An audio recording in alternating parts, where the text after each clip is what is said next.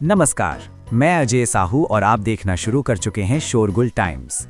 कहानी सीक्रेट अमीरजादा पिछले 302 दिनों से लगातार हमारे चैनल में आपको देखने सुनने को मिल रही है। आज इस कहानी के अगली एपिसोड की बारी है। उम्मीद है आपको ये कहानी बहुत पसंद आ रही होगी, तो प्लीज़ इस वीडियो को लाइक और कमेंट करते हुए चैनल को सब्सक्राइब ज़रूर करें। इस एपिसोड की शुरुआत कुछ इस तरह से होती है। चलिए अब जानते हैं इस एपिसोड में आगे क्या कुछ नया होता है। आहान से मिलके डायना बहुत खुश होती है और ये बात वो एक्सप्रेस भी कर देती है।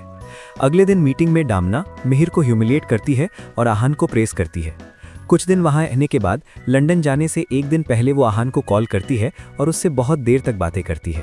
करीब 20 मिनट बाद डायना ने कहा, आहान, क्या मैं आपसे कुछ पूछ सकती हूँ? हाँ, आहान ने कन्फ्यूजन में कहा। Let it be, I will hang up now. इतना कहकर डायना ने फ़ोन रख दिया। डायना ने मन ही मन में सोचा कि वो आहान को अपने दिल की बात कैसे बताए। सहर ने उसे पहले ही बता दिया था कि आहान की शादी हो चुकी है और उसकी पत्नी बहुत खूबसूरत है। किसी भी तरह वो डायना से कम नहीं है। अगर वो आहान से अपनी फीलिंग्स के बारे में कुछ कहती और दोनों के बीच में चीज़ें ऑकवर्ड हो जाती तो वो तो ऐसा बिल्कुल नहीं चाहती थी। पता नहीं मैं ये बात आहान से कब तक छुपा पाऊंगी, डायना ने अपने आप से कहा और मायूस हो गई। उधर रायजादा फैमिली में मिहिर की वजह से सब बहुत परेशान हो गए थे। आहान से नफरत करने के लिए और उसे जान से मारने के लिए सबके पास अब एक वजह और थी। उनके घर के हॉल में इस वक्त कोई कुछ नहीं बोल रहा था और बहुत ही ज्यादा डिप्रेसिंग माहौल था। ये तो हद हो गई है। वो चाहे कितना भी स्ट्रांग और पावरफुल क्यों ना हो, है तो मिहिर का कॉन्सिन ही ना। उसने डायना की मदद से मिहिर के साथ ऐसा किया, ये गलत है।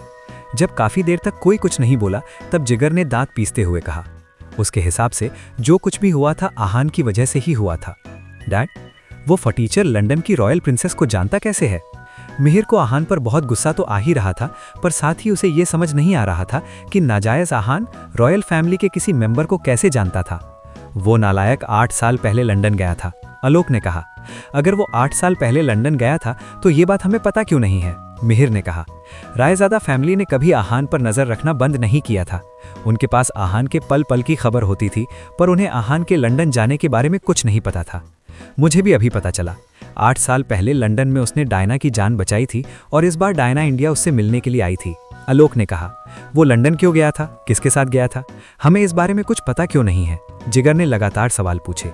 उसे समझ नहीं आ रहा था कि इस तरह नजर रखने के बाद भी उन्हें इतनी बड़ी बात कैसे नहीं पता थी। इस पर आलोक ने कुछ नहीं कहा। वो भी बाकी सबकी तरह कंफ्यूज ही था। सच तो ये था कि बहुत कुछ ऐसा था जो आलोक के कंट्रोल में नहीं था। शायद कोई एक्सपर्ट है जो उसकी मदद कर रहा है, जिसकी वजह से इन्फॉर्मेशन हम तक नहीं पहुंच पा रही है, आलोक ने कहा। आलोक सिचुएशन को देखकर वह यही अंदाजा लगा पाया, जो शायद सच भी था। फिर तो हमें उस एक्सपर्ट के बारे में पता करना चाहिए।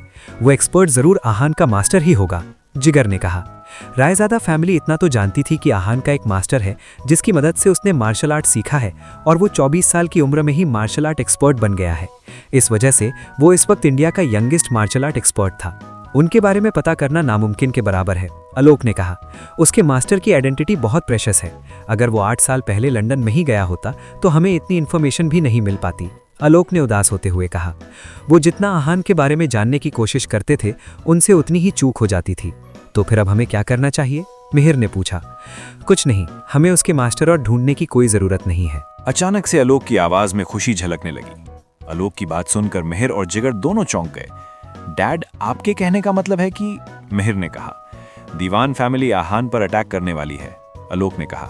यह बात सुनकर दोनों की आंखें बड़ी हो गईं। पहले जब आलोक ने यह बात बताई थी तब आहान गैंगटॉक नहीं गया था। कुछ दिन पहले वो जो गैंगटॉक में कांड करके आया था, उसके बाद सबको लग रहा था कि दीवान फैमिली आहान पर अटैक करने से पीछे हट जाएगी, पर आलोक की बातों से लग रहा था कि वो आहान को चैलेंज करने के लिए तैयार है।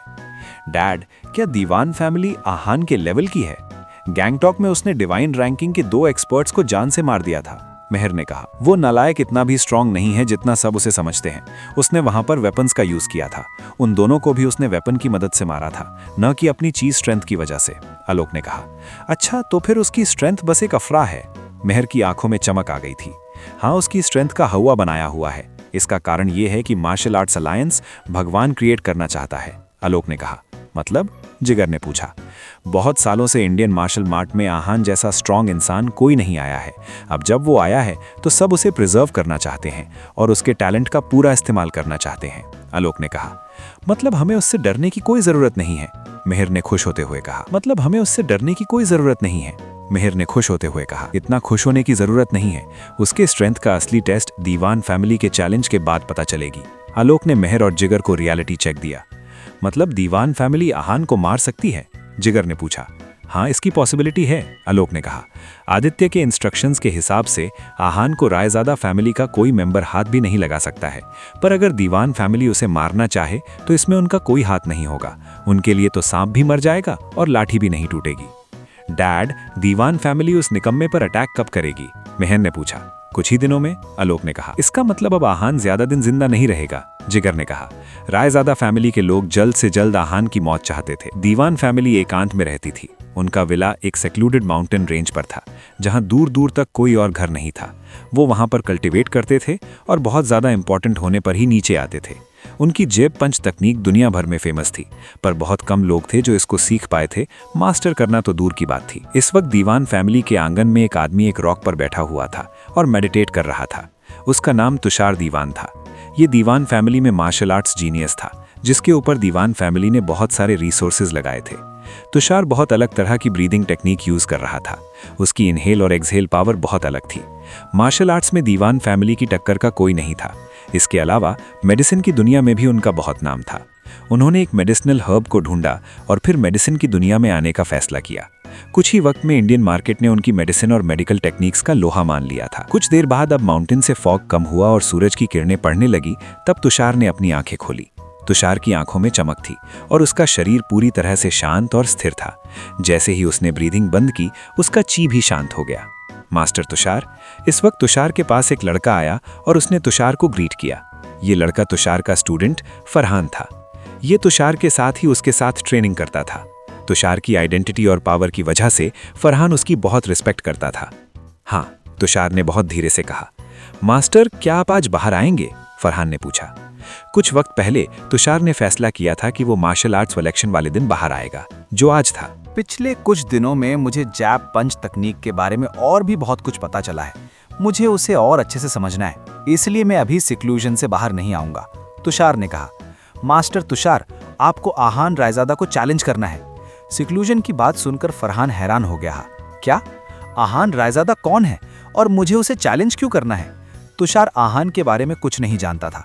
उसे समझ नहीं आ रहा था कि फरहान आहान को चैलेंज करने के बारे में क्यों कह रहा था। मास्टर तुषार, मुझे लगता है कि हेड मास्टर ने आपको कुछ बताया नहीं है। पिछले दिनों बाहर बहुत कुछ हुआ है।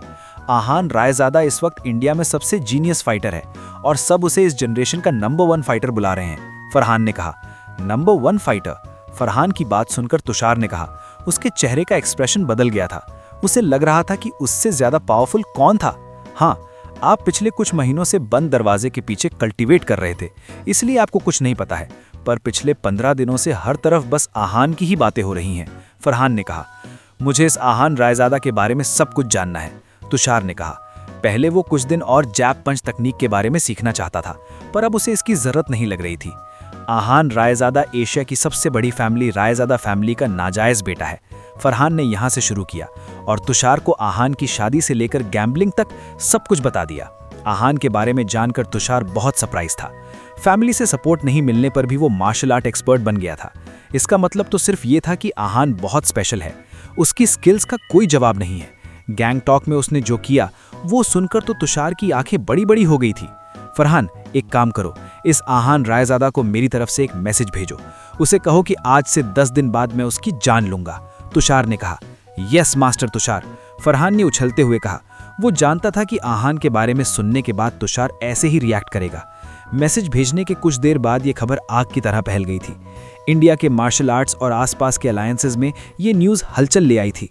आहान की आइडेंटिटी की वजह से और उसके पास्ट की वजह से बहुत सारी हाई क्लास फैमिलीज को भी इसके बारे में पता था।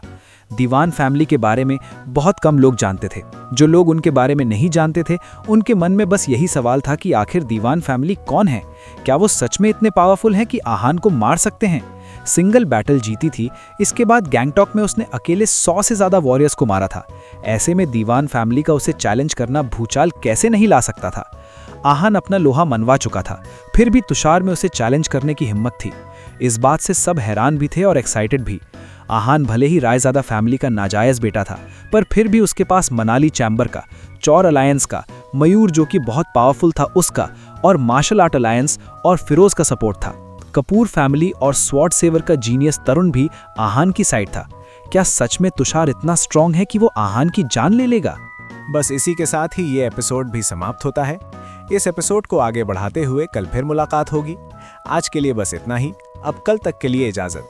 आप खुश रहिए, स्वस्थ रहिए, प्रसन्न रहिए। नमस्कार, धन्यवाद।